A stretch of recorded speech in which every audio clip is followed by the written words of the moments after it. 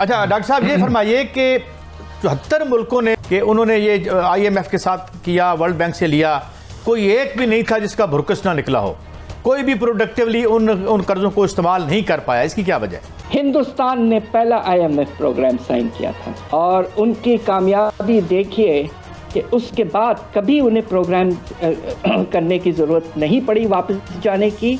वो एक अकलौता मुल्क है जो एक ही दफ़ा गया और उसके बाद में वापस जाने की ज़रूरत नहीं पड़ी। और उसकी हैरत अंगेज वजह क्या है?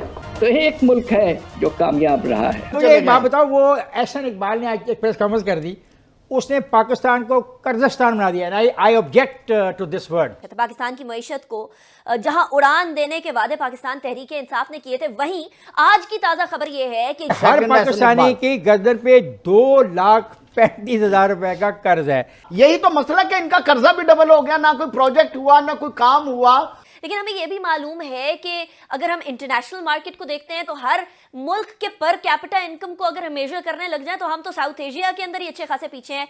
सवाए अफगानिस्तान से बाकी तमाम के तमाम ममालिक हमसे आगे जा रहे हैं। ये तकरीबन पाकिस्तान को गिरवी रख दिया इन्होंने। Hello friends, welcome to the channel. तो दोस्तों आइए देखते हैं पाकिस्तानी मीडिया की लेटेस्ट वीडियो। जैसा कि आप जानते हैं कि पाकिस्तान IMF से कर्जे ले रहा है। ये आपको याद होगा, यह वही पाकिस्तान है जिसका प्राइम मिनिस्टर इमरान खान ने डंके की चोट पे दुनिया के सामने इंटरनेशनल मीडिया को इंटरव्यू देते हुए कहा था और अपनी सारी आवाम को सर ऊंचा करने की कोशिश की थी, यह कहते हुए कि हम कभी IMF के पास नहीं जाएंगे। लेकिन अब वही इमरान खान जिस तरह से IMF की तलबे चाट रहा है, इनफैक्ट उसके आगे सर झुका दिया है और पाकिस्तान की पूरी इज्जत IMF के कदमों तले डाल दिया है। और उसके बाद भी लाख नाक रगड़ने के बाद भी IMF ने जो शर्त लगाई है उसे पाकिस्तान की चीख निकल रही है।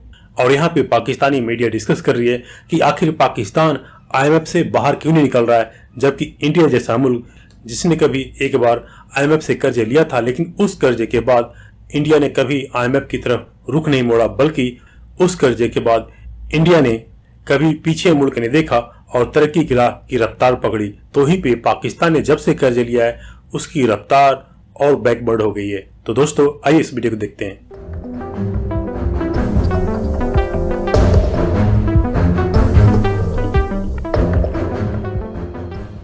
अच्छा डॉक्टर साहब ये फरमाइए कि 74 मुल्कों ने दुनिया में IMF के, मैंने सुना है आप जैसे उलमा से कि उन्होंने ये IMF के साथ किया, वर्ल्ड बैंक से लिया, कोई एक भी नहीं था जिसका भुरकस ना निकला हो, कोई भी प्रोडक्टिवली उन कर्जों को इस्तेमाल नहीं कर पाया। इसकी क्या वजह है? एक मैं आपको नुमाया एग्जाम्पल दे दूं। 1991 में हिंदुस्तान ने पहला IMF प्रोग्राम साइन किया था और उनकी कामयाबी देखिए कि उसके बाद कभी उन्हें प्रोग्राम करने की ज़रूरत नहीं पड़ी वापस जाने की।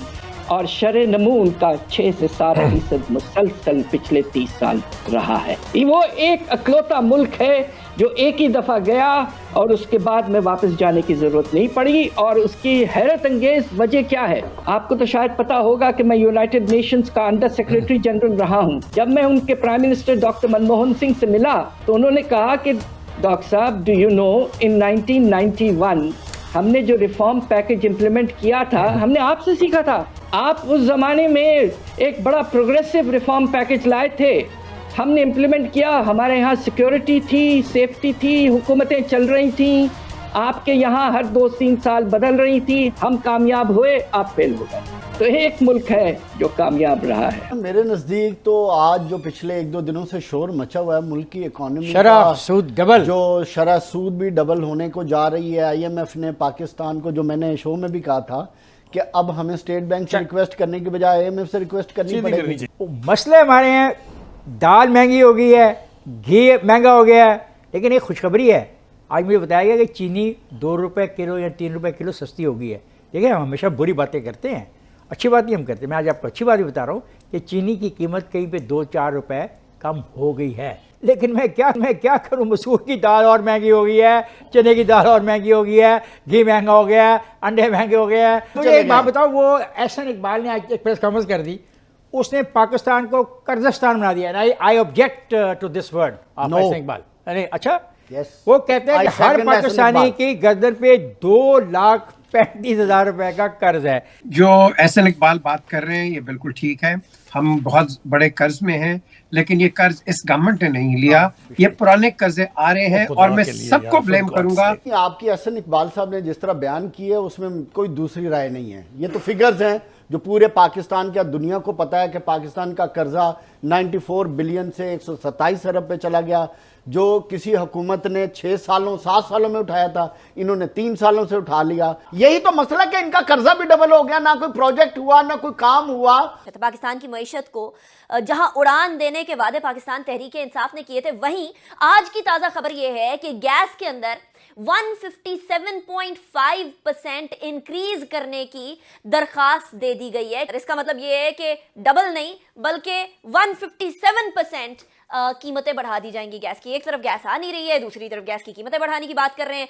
और हम इस विशियस सर्कल से कैसे निकलें कि आईएमएफ की तरफ जाते हैं, आईएमएफ से कर्जा लेने के लिए हमें कुछ शराइत पूरी करनी पड़ती हैं, वो शराइत जो होती हैं वो एक आम आदमी के लिए बड़ी महंगी पड़ती हैं, और उसके बाद so on and so fourth हम लोगों को फिर कर्जे की जरूरत होती है, फिर आईएमएफ की तरफ जाते हैं। लेकिन हमें यह भी मालूम है कि अगर हम इंटरनेशनल मार्केट को देखते हैं तो हर मुल्क के पर कैपिटा इनकम को अगर हम मेजर करने लग जाए तो हम तो साउथ एशिया के अंदर ही अच्छे खासे पीछे हैं। सवाए अफगानिस्तान से बाकी तमाम के तमाम ममालिक हमसे आगे जा रहे हैं। ये तकरीबन पाकिस्तान को गिरवी रख दिया इन्होंने, और जो है पाकिस्तान अगर आईएमएफ के पास नहीं जाता तो आप डिफ़ॉल्ट करते हैं, और अगर आप डिफ़ॉल्ट करते हैं तो फिर इससे भी ज़्यादा कॉन्सिक्वेंसेस आते हैं। फिर आप समझ सकते हैं कि रुपये की कीमत जो है वो जो अभी हम 170-175 पे इतनी हमें प्रॉब्लम्स हैं, तो वो यही रुपये की कीमत 350-400 रुपये तक भी डॉलर की हो सकती है अगर आप डिफ़ॉल्ट में चले जाएं। सिर्फ ये बताने की ज़रूरत है, एक कड़वा सच हमें बतौर एक पाकिस्तानी ये बताने की ज़रूरत है कि हमने आईएमएफ के साथ ये जो $1 अरब का फंदा, फांसी का फंदा पूरे मुल्क की गर्दन पे लगा दी है। तो ये क्या है, इसकी शराइत क्या हैं, ये कैसे ख़त्म होगा, कितने और टैक्सेस लगेंगे।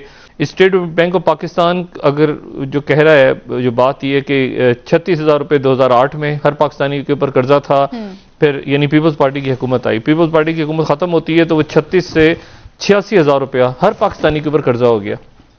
और फिर उसके बाद वो जब मुस्लिम लीग नून की हुकूमत आती है तो वो 88,000 से 1,40,000 हो गया, और इस वक्त वो 1,40,000 से 2,17,000 हो गया है फीकस हर पाकिस्तानी पे। 1,40,000 से 2 लाख। तो ये जो कर्जा हम लेते जा रहे हैं, और आप कमाल देखें कि ऐसी शराइत जो हैं वो आयद हुई हैं कि जिसमें एक शर्त भी अगर पूरी नहीं होती तो बाकी तमाम शराइत भी जो है वो साइड पे चली जाएंगी।